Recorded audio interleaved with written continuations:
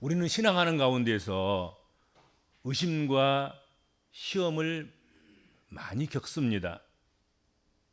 악인이 잘 되는 것을 보고 고뇌하게 되고, 의인의 고난을 보면서 하나님의 공의가 어디 있는가 하는 원망과 질문을 쏟아내기도 합니다.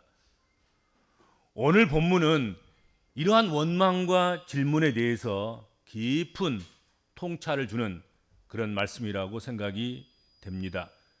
중심 구절이 5절인데요. 만일 내가 보행자와 함께 달려도 피곤하면 어찌 능히 말과 경주하겠느냐? 내가 평안한 땅에서는 무사하려니와 요단 강물이 넘칠 때는 또 어찌하겠느냐? 하는 말씀입니다. 이 말씀은 예레미야가 하나님 앞에 내가 주께 질문하옵나니 악한 자의 길이 형통하며 반역한 자가 다 평안함은 무슨 까닭입니까? 그렇게 질문하는 그 질문에 대해서 하나님께서 역으로 다시 예레미야에게 질문한 그런 말씀이 되겠습니다. 질문을 질문으로 대답한 것이죠. 그러니까 예레미야는 어떤 경우에도 하나님에 대한 신뢰가 흔들리지 않았던 그런 믿음의 사람이었고 선지자였습니다. 그러나 그도 사람이었습니다. 그도 사람입니다. 예레미야가 선지자로 하나님의 부르심을 받았을 때 하나님의 말씀의 종으로 살다 보면 어느 정도 고난이 있을 것을 예상했을 것입니다. 그러나 막상 겪어보니까 예상하는 것보다도 훨씬 만만치 않고 힘들었다 하는 것이죠.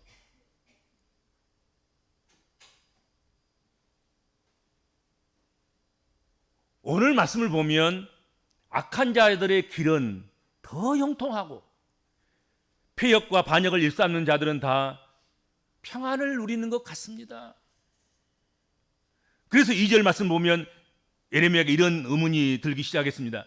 주님께서 그들을 심으시지 않고서야 그들이 어떻게 심기울 수 있습니까? 그들이 든든히 뿌리가 박히며 더욱 장성하여 열매를 맺을 수 있겠습니까? 그들의 입은 주님께 가깝지만 그들의 마음은 멀리 떠나 있습니다. 그런데도 어찌하여 하나님은 그들을 그냥 내버려 두시는 것입니까? 도대체 이해할 수가 없습니다. 하는 말들인 거지요.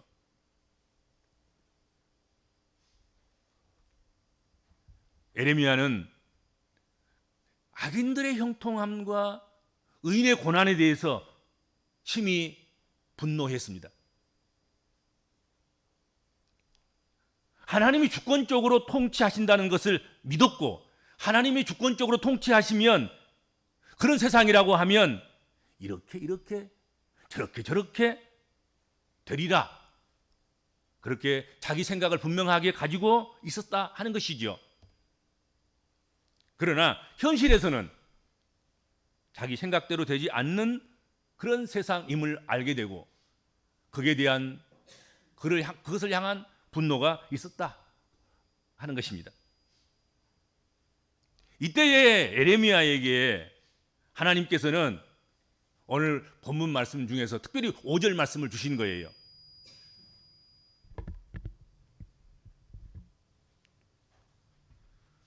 만일 네가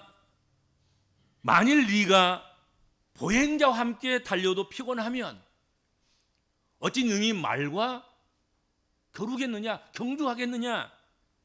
네가 평안한 땅에서는 무사하려니와 요단 강물이 범람하여서 넘칠 때에는 어찌하겠느냐? 말씀했습니다. 때에는 비상시가 있고 평상시가 있습니다. 우리가 상대해야 할 대상은 만만한 상대가 있는가 하면 힘에 겨운 상대도 있습니다. 강이 흐르는지 안 흐르는지 모를 만큼 그렇게 잔잔할 때도 있지만 강이 범람할 때도 있습니다. 그러므로 약한 상대를 기준으로 해서 대비 훈련을 하면 안 됩니다. 운동선수가 스파링 상대를 지나치게 가벼운 사람으로 그렇게 훈련한다고 하면 어떻게 되겠습니까? 자기 과신에 빠질 것입니다. 그리고 강한 상대를 만나면 마치 절벽 앞에서 낙심하고 그리고 절망하는 것처럼 그렇게 낙심하고 피할 수밖에 없을 것이다 하는 것이죠.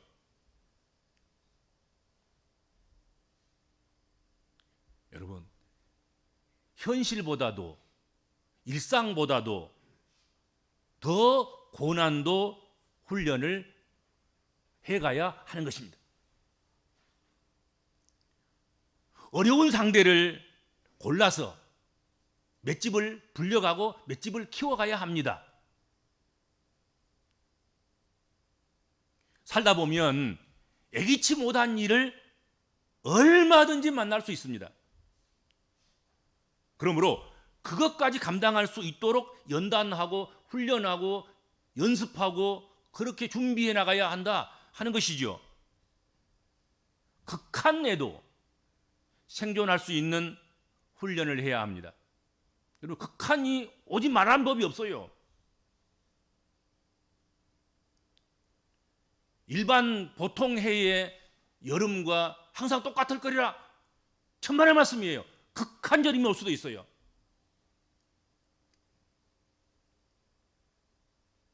입동이 됐는데 여러분, 그냥 순탄하게 예측 가능한, 그리고 우리가 준비할 수 있는, 우리가 능히 이길 수 있는 그런 겨울만 오면 얼마나 좋겠습니까? 그런데 여러분, 극한 겨울이 올 수도 있다는 사실을 기억하셔야 된단 말이죠. 그것까지 준비를 해야 되는 거잖아요. 그렇죠?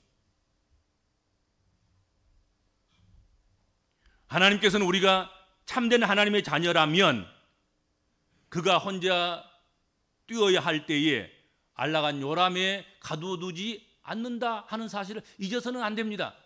너는 내가 사랑하니까 너는 요람에 누워만 있어. 내가 다 해줄게. 그렇게 하지 않는다는 거지요. 사랑하기 때문에 밖으로 내보내고 걸음마를 시키고 달리기를 시키고 이리 구르고 저리 구르고 그렇게 단련하고 연단하고 훈련해서 용사를 만들어낸단 말이죠. 넘어지게도 하고 무릎이 상하게도 하십니다. 그러면서 우리는 믿음으로 걷고 뛰는 법을 배우게 되는 것입니다. 여러분 딸을 사랑한다고 해서 이 세상이 너무 험하고 고약스럽고 딸들이 살아가기에는 너무 벅찬 세상이니까 너는 집에만 있어. 그렇게 딸을 키울 수 있습니까? 위험하더라도 어렵더라도 학교 보내야 되고 위험한 세상이지만 나가서 취미생활도 하고 친구도 만나고 이웃과 교제도 하고 또 직업을 얻어서 열심히 일도 하고 뭐 그래야 되는 거잖아요. 위험하다고 아내를 시장을 안 내보내겠습니까? 위험하다고 남편을 직장에 안 내보내겠습니까?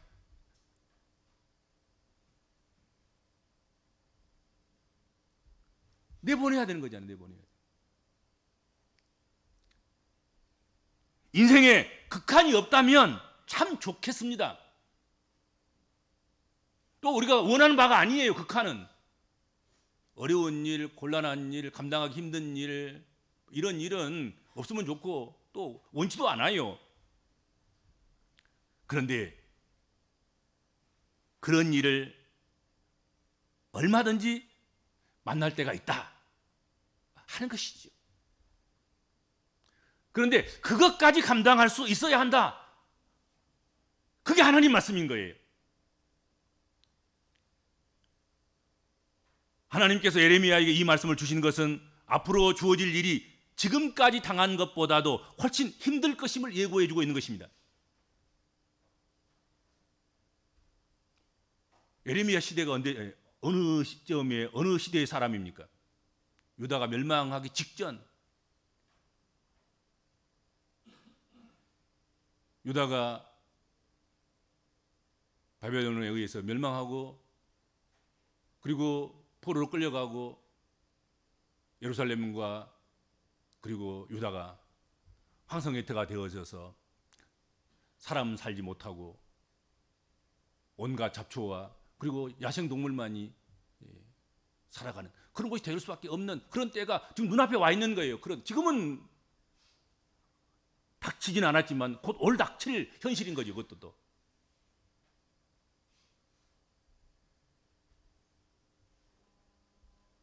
그러므로 지금 상황에서 지금 극한도 안 왔는데 지금 상황에서 피곤해하고 지친다면 지금보다 더 몇 배 더 힘들고 어려운 상황이 장차 닥치게 될 터인데 그때는 너희가 어찌하려느냐 하는 말씀인 것이죠. 너희의 생애 최악의 날은 아직 오지도 않았고 아직 남아있다 하는 말씀입니다. 우리에게도 최악의 날은 아직 경험하지 않았을지 모르겠습니다. 우리에게도 오지 않았을지도 모르겠습니다. 징숭신용 해서는 안 되는 거예요. 그러니까 지금 조금 더 어려운 일이 있으면 그럼 그때는 어쩌란 얘기예요. 현재 우리가 겪는 의심과 시험이 보행자와 함께 달리는 정도에 불과한 일에 대한 우리의 반응이라고 하면 아니 지금 보행자와 함께 뛰면서도 못 달리겠어요. 숨이 벅차요. 가슴이 미어질 것 같아요. 가슴이 터질 것 같아요. 못 달리겠어요. 그만할래요. 이러고 한다고 하면 장차 말과 경주해야 될 정도의 그런 일에 이르게 된다고 하면 어찌하겠냐 이거야. 보통 사람하고 달리면서도 못 달리겠다고 그 난리를 치는데 말과 달리면 탱크하고 함께 달리면 자동차와 함께 달리면 비행기와 함께 달리면 미사일과 함께 달리면 너는 달려보지도 않고 죽겠다고 할 사람 아니냐 하는 말씀과 똑같은 거잖아요. 지금 그래도 네가 안전한 땅에 거하고 있다고 볼 수 있는데 앞으로는 요단강물이 높이 치솟을 때처럼 범람할 때처럼 그런 큰 어려움이 닥친다면 네가 어떻게 그 시험을 견뎌낼지 참으로 염려가 된다 하는 말씀입니다. 접신물에도 아이고 차가워요. 접신물도 아주 무서워요. 왜 여기 물이 있어요? 그런다고 하면 요단강물이 범람해가지고 막 농토를 휩쓸고 지나가고 가축들이 떠내려가고 집이 무너져서 기둥이 둥둥 떠내려가고 지붕이 떠내려가고 그 기둥과 그 지붕 위에 사람들이 함께 휩쓸려가고 그때는 어찌하려느냐 말이야. 그런 날이 없으리라고 보장할 수도 없는데 아니 그런 날이 곧 올 텐데 유다가 멸망하면 그보다 더 험한 일이 있을 것 아니겠습니까? 나라가 멸망한데.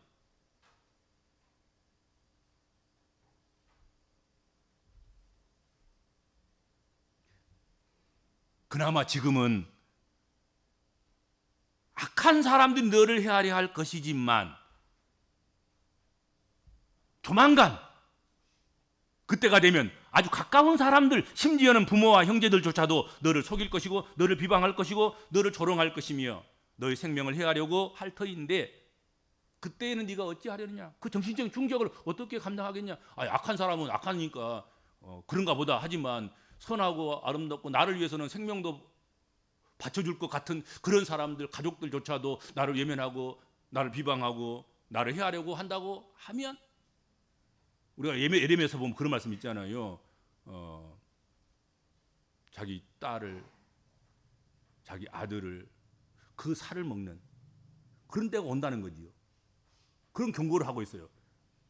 유다가 멸망하면 그 멸망하기 직전의 그 모습들과 그 과정 속에서 그런 일이 벌어질 것이다. 먹을 것이 없으니까. 그런 가운데서 서로 자기 살려고 지금 애쓰고 있는 그런 때가 온다고 하면 그 충격을 어떻게 해결할 것이냐, 어떻게 이겨나갈 수 있겠는가, 감당할 수 있겠는가? 지금 뭐 조금 어려움이 있다고. 어려움도 아니지.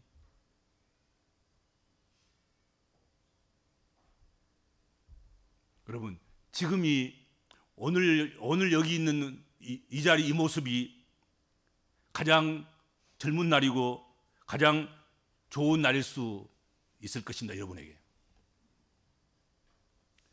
그런데 지금 지쳐하고 힘들어하고 불평하면, 큰 시험이 있으면, 더 살기 힘든 일을 만나면 어찌 찬양하고 어찌 감사할 수 있겠는가 하는 것입니다.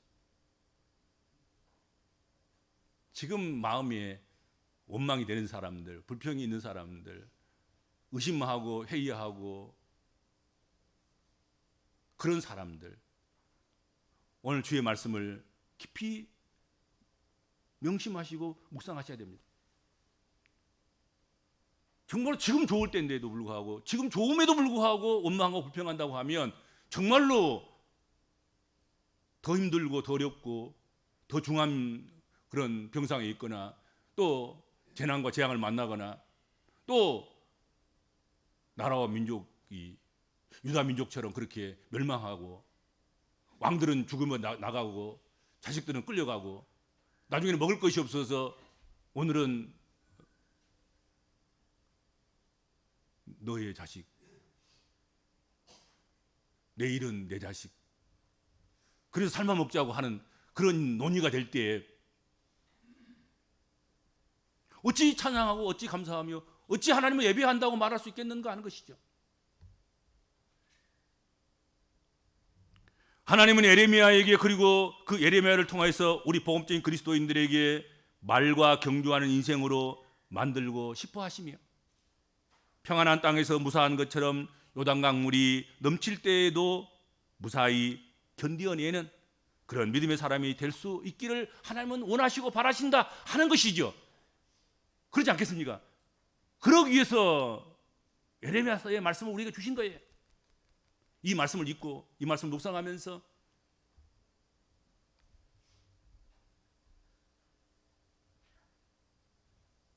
그냥 보행하는 보통 사람들과 경주하는 것이 아니라 맑아도 경주해서 이기는 사람, 평안한 땅에서 그냥 무사한 일, 행복하다, 행통하다, 괜찮다, 이만하면 살만하지 하는 그런 삶에서 정말로 견디어내기 힘든 기근과 한해와, 또 비가 퍼부으면 또 너무 많이 퍼부어서 결국은 요단강이 범람해서 넘쳐 흘러서 타도 내려가는 그런 강한 그런 상황을 만날지라도 그 가운데서 견디어내는, 그것을 평안이라고 그렇게 이야기할 수 있는 그런 사람, 그런 믿음의 사람, 그런 사람이 되기를 오늘 하나님의 말씀은 우리에게 요구하고 있다 하는 것이죠. 감사할 만하면 감사, 누가 못합니까? 다 하는 것이지. 보행자고 달리면서 뭐 그런 경보 수준, 조금 땀날 정도의 그런 달리기 가지고 누가 얼마나 원망한 사람이 누가 있겠습니까? 누가 불평한 사람이 있겠습니까? 그렇죠? 근데 사람이 아니고 경주마하고 달리기를 하는 거야. 달리기만을 위해서 태어난 말, 그 말과 함께 경주한다고 하면 사람은 심장이 터져버리는 데서 못 달리는 거죠, 사실은. 어떻게 보면. 근데 그럴 수도 있다는 거지요. 그럴 기회가 온다고 말씀하고 있고, 그럴 날도 있을 것이다, 그런 극한적인 상황도 올 수 있다. 복음적인 그리스도인이라 하면 그날도, 그때에도 감사해야 하고, 하나님 주신 일이라고 생각하고 충성해야 되고, 그 경주를 마다하지 않고 달려가야 된다 하는 것입니다. 이 하나님의 표준과 이 하나님의 수준을 기억할 때 우리는 주님과 동행하게 되고 주님의 힘을 의지해서 보행자와 함께 달려도 피곤하지 않을 뿐만 아니라 결국 내 삶의 한계를 돌파하고 말과 경주하는 그런 인생으로 살아갈 수가 있을 것이다 하는 것입니다. 요단강물이 넘칠 때에도 무사할 수 있을 것이다 하는 것이지요. 여러분, 기준치를 낮추어서는 안 됩니다. 기준치를 낮추지 마세요. 작은 일에 불평하며 자신의 한계 안에 갇혀 있지 말아야 할 것입니다. 주님이 함께 하십니다. 주님과 동행할 때 우리는 말과 능히 경주하는 그런 인생으로 그렇게 성장하게 되고 또 그렇게 감당하게 되고 그렇게 그런 일들도 우리가 이루게 된다 약속하고 있는 것입니다. 이스라엘이 바알 신을 따라서 행음함으로 하나님께서 이스라엘의 그 유다 땅에 3년 6개월 동안 3년 동안 비가 내리지 않는 그런 심판을 주셨습니다. 3년 후에 엘리야가 갈멜산에서 850명의 바알 선지자와 아세라 선지자를 처결하고 하나님께 기도했을 때 하나님께서는 은혜의 비를 그 땅에 풍성하게 내려주셨습니다. 엘리야가 하나님께 기도하여 비가 내리기 시작했을 때 아합 왕은 말이 끄는 전차를 타고 이스라엘로 향했다. 성경 그렇게 말씀하고 있습니다. 왕상 18장 46절에 보면 비가 내리자 엘리야가 아합 왕의 전차 그 말보다 더 빨리 달려서 이스라엘에 먼저 도착했다. 성경 그렇게 말씀하고 있습니다. 한번 볼까요? 열왕기상 18장 46절. 여호와의 능력이 엘리야에게 임하며 그가 허리를 동이고 이스라엘로 들어가는 곳까지 아합 앞에서 달려갔더라. 아멘.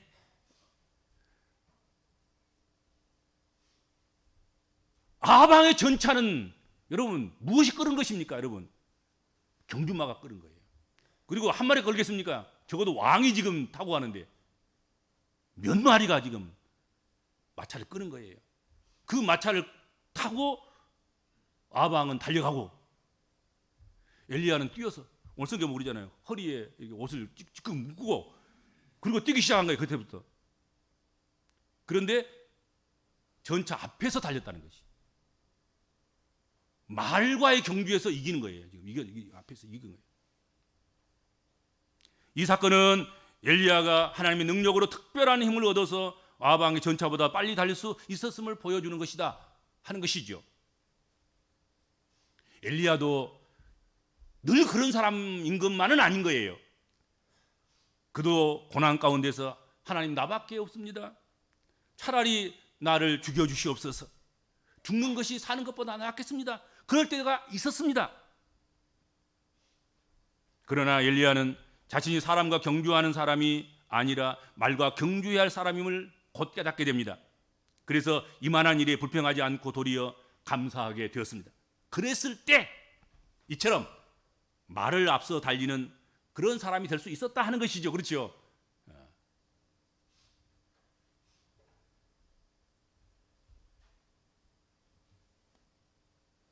하나님, 보행자와 달리는 것 정도로 힘들다고 불평하지 않겠습니다. 끝까지 달려가 보겠습니다. 평안한 땅에서 무사할 때 또한 감사를 놓치지 않겠습니다. 뿐만 아니라 요단강물이 범람할 때 그런 일을 만날지라도 감사하고 찬양하고 노래하고 하나님을 믿겠습니다. 그렇게 고백할 수 있는 성도 여러분 되시기 바랍니다. 그러할 때 말과도 경주할 수 있게 되고 요단강 물이 범람할 때에도 무사케 하실 줄로 믿습니다. 주님 감사합니다. 저희들을 어려운 시대에 부르셨고 살게 하셨고 신앙하게 하셨고 신앙을 지키며 그리고 죽어가는 영혼들에게 우리 신앙을 통해서 믿음을 권고하고 구원받기를 청하며 복음을 전할 수 있도록 저희들에게 사명을 주셨습니다. 하나님, 저희가 보행자와 경주할 것만 아니라 맑아도 경주해야 할 자임을 알게 하시고 땅이 평안하고 흔들림도 없고 안전할 때뿐만 아니라 땅이 요동치고 요단강물이 범람해서 치솟고 그런 가운데서도 찬양하고 감사하고 하나님의 뜻을 쫓아서 하나님 뜻대로 살아가고 믿음을 변치 않게 가지고 그 믿음을 죽어가는 영혼들에게 말씀을 권고하는 데 사용하며 구원 얻도록 하는 일에 우리의 힘과 능력을 사용하는 저희들 될 수 있도록 은총을 베풀어 주옵소서. 그것을 보고 죽어가는 영혼들이 주께로 돌아오는 놀라운 역사들이 많이 일어나도록 주의 백성들을 그렇게 사용하여 주시고 주의 몸된 교회를 그렇게 쓰시옵소서. 예수님의 이름으로 간절히 기도하옵나이다. 아멘.